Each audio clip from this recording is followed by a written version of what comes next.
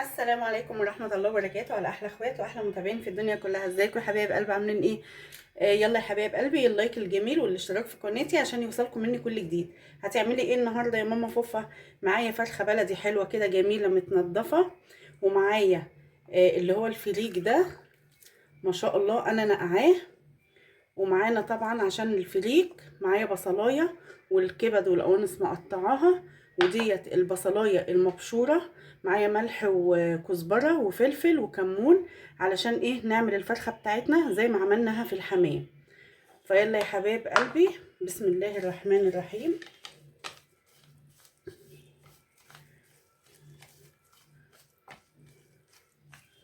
الفريك مفيد جدا وجميل، يعني دي الحبه الكامله ما شاء الله، جميل جدا ومفيد. اهو تغيير بقى يا حبايبي، بسم الله الرحمن الرحيم. انا خاليه الجلد كده اهو، هتعمليها كده بسم الله الرحمن الرحيم. ومن جوه برضو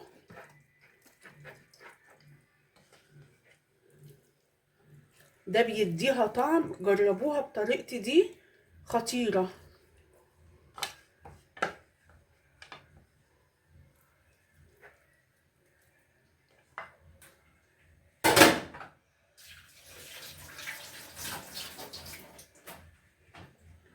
ومعانا طبعا هنعمل شوربه خضار. يلا يا حبايبي نقلل البصلايه ونشوح الكبده، واصفي الفريك ده، اصفيه وبعدين ارجع لكم. ورجعت لكم تاني يا حبايب قلبي، حطيت حته زبده كده وشويه زيت عشان الفريك بتاعنا يبقى مفلفل وحلو.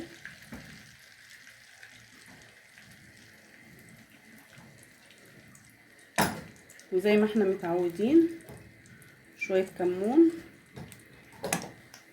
وشويه كزبره وشويه فلفل، علشان ايه؟ علشان الكبده اللي احنا هنحطها لازم يكون فيه ايه؟ شويه فلفل.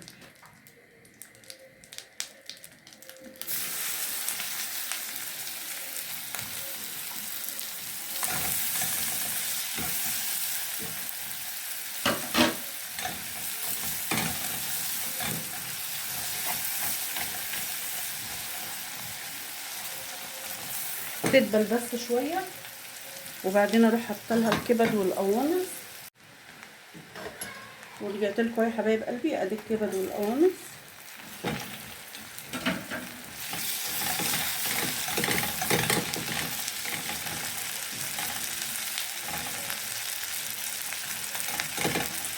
تاخد تشويحه كده وارجع لكم. ومعانا بقى قرن فلفل احمر واخضر كده.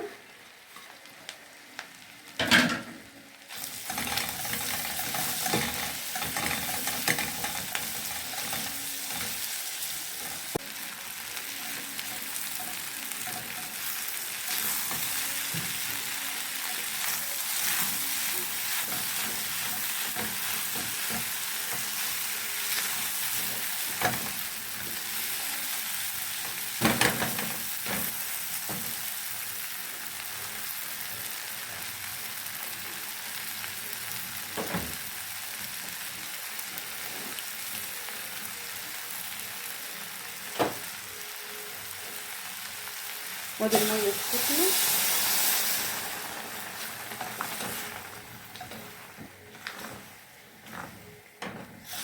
اهي يا حبايب قلبي، هتسيبيه بقى كده يتشرب.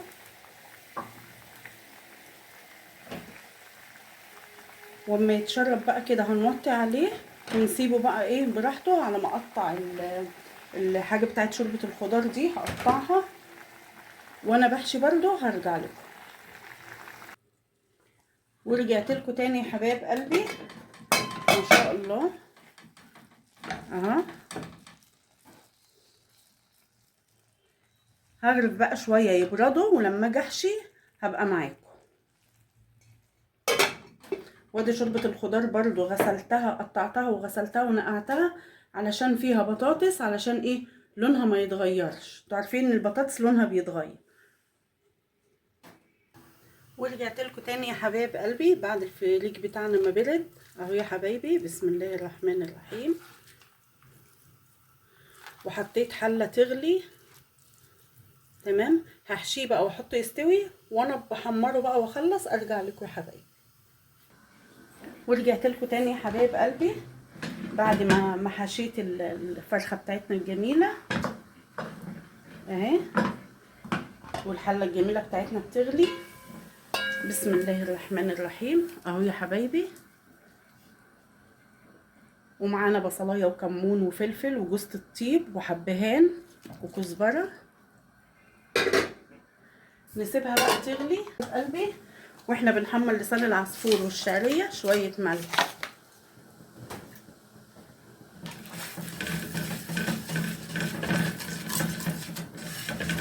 يتحمروا بقى يا حبايبي وارجع لكم. ورجعت لكم تاني يا حبايب قلبي. انا حمرت معلقتين لسان العصفور دول وهركنهم على جنب، وهقول لكم ليه بعدين. ادي اهو ونشوحهم كده.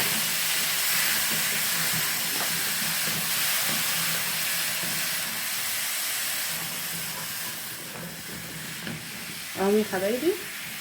هسيبها بقى لما الشوربه تغلي شويه كده مع الفرخه، وبعدين اسيبها وارجع لكم بقى اما اجي احط لسان العصفور ده واحمر الفرخه. ورجعت لكم تاني يا حبايب قلبي بعد الشوربه بتاعتنا والفرخه بتاعتنا خلاص اهي، فاضل لها شويه. ده زيت كده الشوربه بتاعتنا.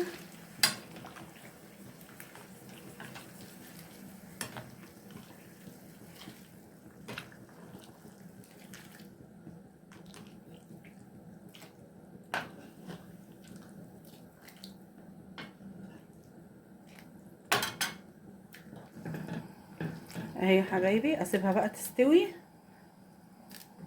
وارجع لكم تاني وانا بحمر الفرخه بقى وتكون الشوربه بتاعتنا استوت. اهي يا حبايبي لسان العصفور اللي كنت بقول لكم عليه